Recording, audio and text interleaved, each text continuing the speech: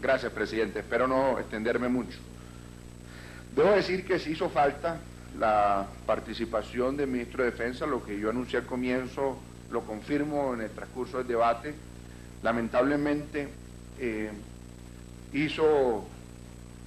no fue posible analizar cuánto le costó al país el esfuerzo por perseguir a los terroristas que este gobierno liberó. Yo creo que ese es un análisis que vale la pena. Yo voy a insistir en eso, voy a seguir estudiándolo. Yo veo que el gobierno no tiene esas cuentas claras y vamos a ver cómo las construimos. Pero, por ejemplo, yo traía un caso, el caso de alias Martín Sombra. Martín Sombra fue denunciado el 13 de febrero de 2003. Es decir, desde ese momento empezó la persecución para tratar de someterlo a la justicia. Fue capturado en febrero de 2008. Eso costó vidas, eso costó esfuerzos físicos, eso costó recursos, eso costó tiempo, eso le costó muchas víctimas. De 2008 a 2010 duró 2 años cuando recibió la sentencia. De 2010 a 2017, pues digamos esos 2 años, de 2008 a 2010, tuvo todo el proceso jurídico que también le costó al país, los jueces, los fiscales que hicieron la persecución jurídica. Y luego fue sentenciado el 17 de febrero de 2010 y liberado en junio de 2017. Yo no sé si allí no hay que hacer ese análisis, pero le duele a uno que un país haga semejante esfuerzo por capturar a un terrorista, a un delincuente, además que es un responsable de delitos de lesa humanidad, que ha sido una persona que ha cometido los delitos más graves contra la humanidad, que era capaz de torturar a sus víctimas, de mantenerlas en campos de concentración, y enseguida lo liberan.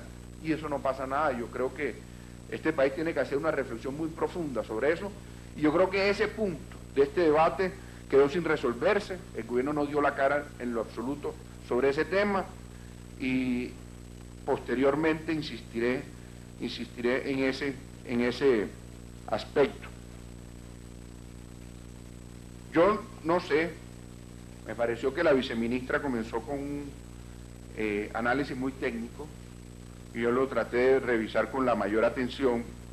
Sin embargo, le siente uno que, a pesar del esfuerzo de ella por explicar la metodología para construir el presupuesto o las expectativas o las proyecciones de los costos de la implementación del acuerdo, le quedan a uno dudas. Lo mencionamos durante el debate y no se resolvieron en la intervención de la viceministra, en el sentido de que hay otros analistas que consideran que sostener este acuerdo va a superar incluso las proyecciones del marco fiscal de mediano plazo, y en ese orden la presión fiscal de esa implementación va a ser mayor a los 129.5 billones de pesos. Pero, como lo decía ahorita, la viceministra comenzó con un análisis técnico y terminó con análisis político. Por ejemplo, terminó diciendo que es que la reducción de las víctimas son el enorme beneficio de esta política. Eso está parcialmente analizado.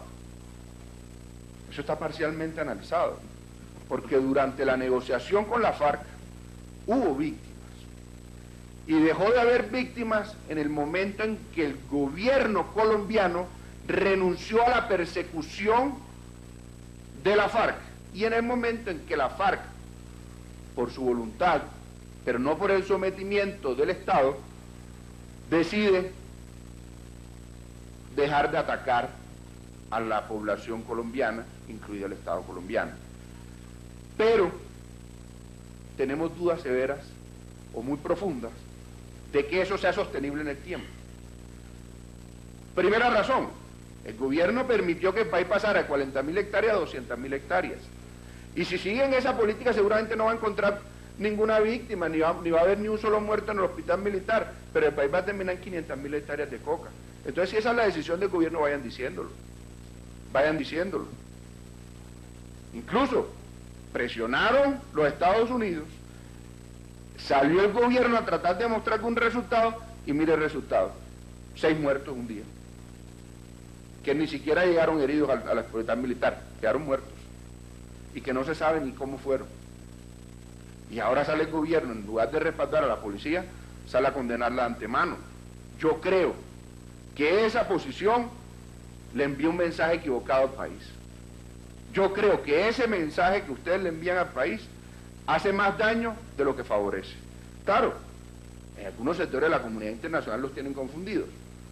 Yo lo viví el 26 de septiembre en Cartagena cuando me tocó algún panel en algún medio internacional de comunicación con expertos internacionales que hablaban de la guerra civil en Colombia, y entendía uno por qué esos expertos internacionales consideraban que era necesario esa serie de concesiones, de prebendas y de espacios políticos para la FARC. Claro, porque pensaban que la FARC era un grupo legitimado, por supuesto legitimado por el gobierno y además acompañado por el pueblo, lo cual es completamente falso.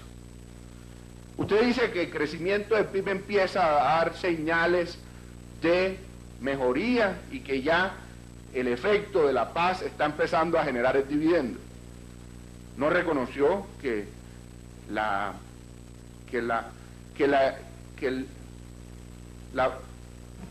idea del dividendo no fue más que una ilusión, no fue más que un espejito. Porque usted dice que empezó a crecer el agro crece exclusivamente por el cultivo del café, y que empezó a crecer el turismo, en unas circunstancias muy favorables para el turismo. 2 elementos fundamentales: un dólar de 3.000 pesos y unos incentivos tributarios que no dejó este gobierno, que dejó el gobierno anterior. Y la red terciaria, usted dice que van a invertir 1.4 billones, pero yo tengo que decir, ¿cuánto se invirtió en red terciaria en el 2014, en la víspera de elecciones de 2014? Que algunos medios de comunicación señalaron como el instrumento utilizado para financiar las campañas de los congresistas amigos del gobierno. Y esos recursos que se invirtieron, que no se usaron realmente sino para maquillar las vías terciarias, y que hoy están esas vías terciarias en estado deplorable, que algunos ni siquiera se pueden transitar, fueron utilizados más bien para financiar las campañas políticas. Entonces, no nos digan que es que la red terciaria es producto del cumplimiento del acuerdo y es lo que va a mejorar las condiciones de vida de los campesinos, sino que es producto de la negociación con el Congreso de la República, con los miembros de la Unidad Nacional, que es la verdad, porque se le acabó la otra mermelada y tuvieron que echarle mano a la de ciencia y tecnología que encontraron ahí y que está acabando con la innovación en Colombia. Y por último, aquí nos muestra usted, señora viceministra, como el gran logro del gobierno, pasar del 26% de inversión sobre el PIB al 27%, y lo muestra como si fuera un gran avance del gobierno anterior, que pasó del 16 al 26, no del 26 al 27, y lo hace además de manera tendenciosa, porque además no muestra la cifra del 2010 y no la del 2009. Entonces yo digo, hombre, usted comenzó bien, pero no terminó tan bien. Muchas gracias, presidente.